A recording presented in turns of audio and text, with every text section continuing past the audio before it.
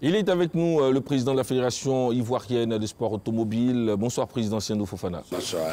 Alors, nous vous retrouvons avec beaucoup de joie, hein, donc, juste après cet élément qui retrace l'aspect sécuritaire autour de la compétition sur Ali Bandama.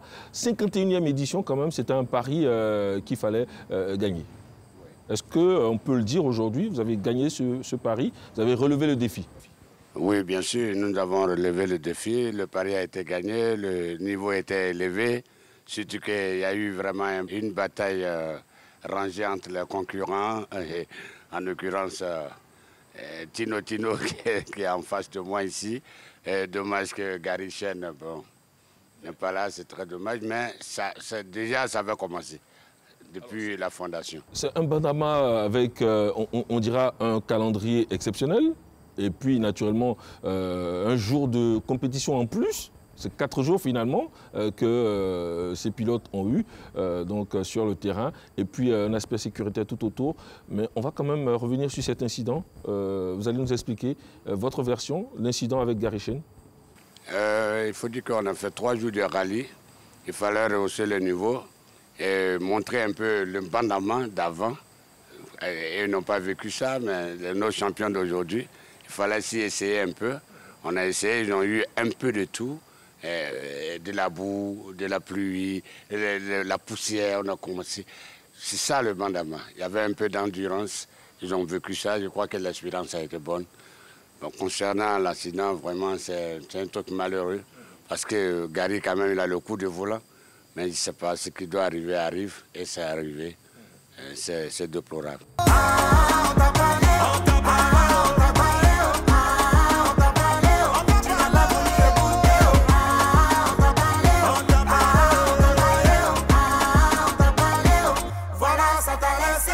Ato, si ça chauffe trop là, pardon, faut doser un peu.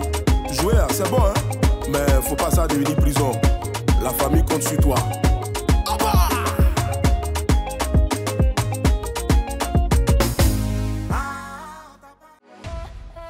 Télécharge l'application Betclic et vis le foot plus fort. C'était un gros challenge pour vous, en tant que pilote aussi, hein, justement, ce Bandama. Qu'est-ce qui a fait sa particularité, selon vous? Ben, il a été très dur, mais j'ai envie de dire tous les Bandamas sont durs, mais comme je dis, cette année, on est en période de pluie qui commence, donc vraiment, c'était gérer cet aspect-là. Il y a beaucoup de choses que le public ne peut pas voir. Il faut se préparer, il faut faire en sorte qu'il n'y ait pas de buée dans la voiture, sur le pare-brise pour qu'on puisse continuer à voir. Il faut faire en sorte que l'eau ne rentre pas trop à l'intérieur du moteur pour pas que le moteur ait des ratés et qu'il s'abîme. Il y a beaucoup de données techniques à prendre en compte quand on roule en temps de pluie. D'habitude, on essaie de rouler sur le sec. Ah ben, c'est mieux pour nous, hein. On a moins de boulot et puis c'est plus agréable, c'est moins difficile. Bon, on a géré avec ça. Je pense que plus ou moins tout le monde s'en est sorti, même s'il y en a qui sont restés dans la boue et dans l'eau pendant longtemps.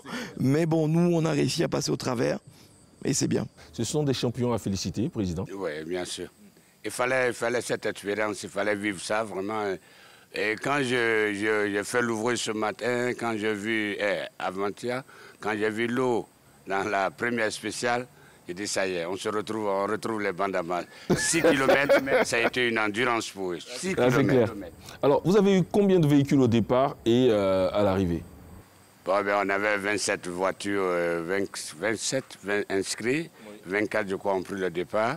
Et puis bon, à l'arrivée ce matin, il n'y avait que 3 Evo et une D-roue.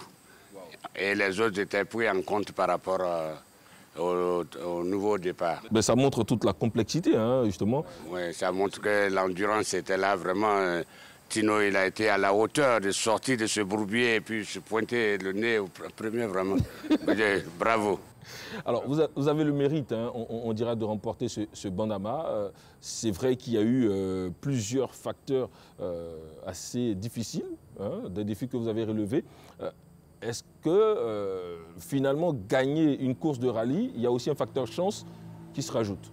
Moi, je pense que dans toute compétition, même dans la vie, le facteur chance, bah, il est à prendre en compte.